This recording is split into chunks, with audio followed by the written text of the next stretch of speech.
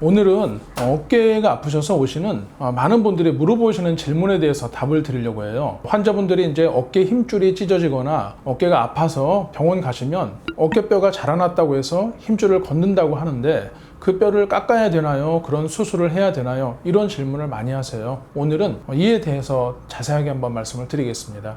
먼저 어깨 충돌 증후군이 어떤 병인지 그 용어에 대해서 설명을 드리려고 합니다.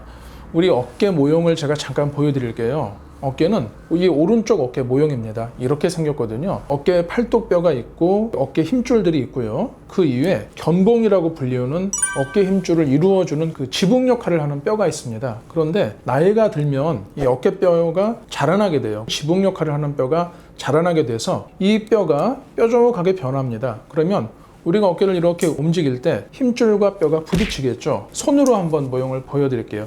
이게 이제 이 어깨 견봉이라는 뼈고 이게 힘줄이라고 생각하시면 되는데 힘줄이 왔다 갔다 하면서 퇴행성으로 자라난 뼈랑 부딪히게 됩니다. 그래서 엑스레이를 찍거나 MRI를 찍거나 하면은 뼈가 뾰족한 칼같이 보여요. 그래서 이 뼈를 깎는 수술을 이제 견봉 성형술이라고 하고요. 뼈가 자라나서 힘줄을 건드리는 질환을 어깨 충돌 증후군이라고 합니다. 다시 한번 본론으로 들어가면 이 힘줄을 건드는 뾰족한 뼈를 깎는 수술을 해야 될까요? 아니면 안 해도 될까요?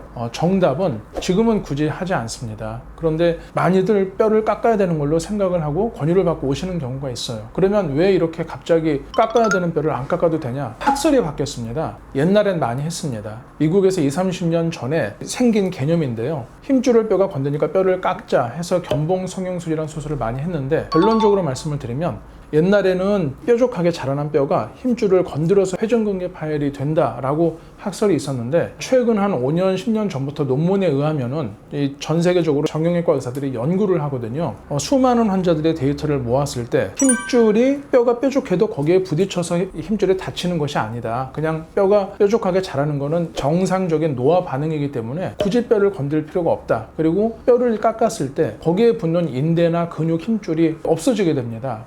정상적인 힘줄이나 인대를 손상을 시키는 것이기 때문에 굳이 이득이 없는데 뼈를 깎을 필요가 없다라고 학설이 바뀌었습니다. 이 부분에 대해서 정말 많이들 저희가 하루에도 몇 번씩 질문을 받는데 요약을 드리면 어깨뼈가 자라나서 힘줄을 건드니까 뼈를 깎는 수술을 해야 되나요? 정답은 예전엔 그랬지만 지금은 안 한다 라고 보시면 되고요. 예외적으로 회전근개 봉합 수술을 할 때 수술의 편의를 위해서 뾰족한 뼈를 좀 깎아줍니다. 그래야지 시야가 많이 확보가 되거든요. 수술 시야가. 그렇게 해서 깎는 것은 의미가 있지만 뼈만 깎는 수술은 굳이 하실 필요가 없다라고 이해하시면 될 것 같고요. 이거는 이제 미국 정형외과 학회나 세계 정형외과 학회 연구와 논문에서 검증이 된 내용이다라고 이해하시면 되겠습니다.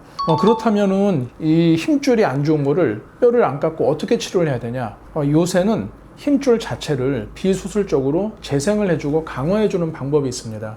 힘줄 세포 재생술이라고 하는데요. 예전에는 힘줄이 있으면 그 힘줄을 건드는 뼈를 깎았는데 요새는 굳이 뼈를 깎지 않고 힘줄 자체를 강화하고 재생하는 힘줄 세포 재생술이라는 여러 재생 치료들이 발달이 되어 있기 때문에 굳이 불필요하게 뼈를 깎는 수술을 안 하셔도 된다라고 이해하시면 되겠고요. 참고로 이 힘줄 세포 재생술은 어깨 쪽에 부분 마취만 한 다음에 미세한 바늘을 삽입을 해서 약도 넣고 콜라겐이나 세포 증식 촉진하는 약을 넣어서 힘줄 손상된 힘줄이나 어떤 퇴행으로 너덜너덜한 힘줄의 재생과 강화를 촉진하는 방법입니다. 그래서 제가 비유를 한번 들어볼게요. 예전에는 피부에 상처가 있다면 이 상처난 피부를 어떻게 재생을 시킬 수 없으니까 피부를 건드리는 옷을 제거를 하는 그런 방법을 했습니다. 그게 바로 이제 뼈를 깎는 견봉 성형술인데요.